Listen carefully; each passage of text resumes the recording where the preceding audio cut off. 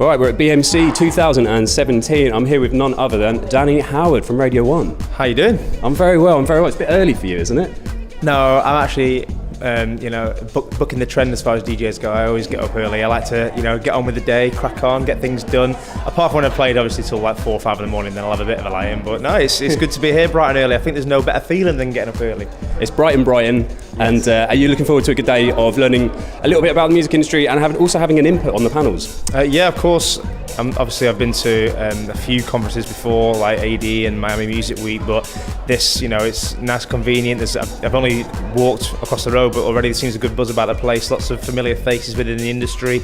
Obviously, lots of new faces coming down to learn and get involved, and I think it's going to be a great day. So yeah, always happy to be involved. Awesome. It's the first time you've been to BMC. You've been to ADE though, and what are you hoping to get from this, and what do you think BMC should be offering as a UK conference?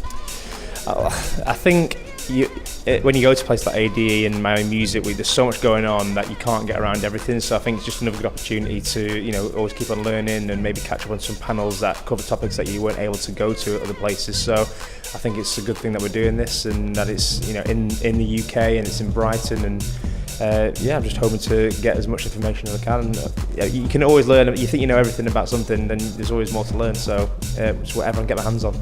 Cool. And your panel is actually on management and how it changes and what it might look like in the future. So what are you going to be bringing to that panel? What's your experience with that?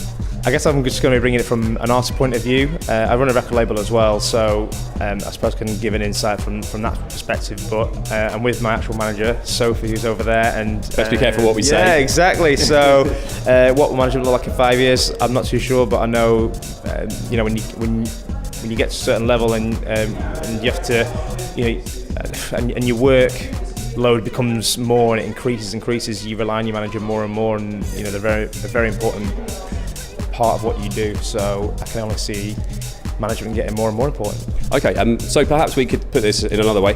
For any emerging DJs or up-and-coming artists watching, at what point should they be looking for a manager, and what should they be expecting from that first manager?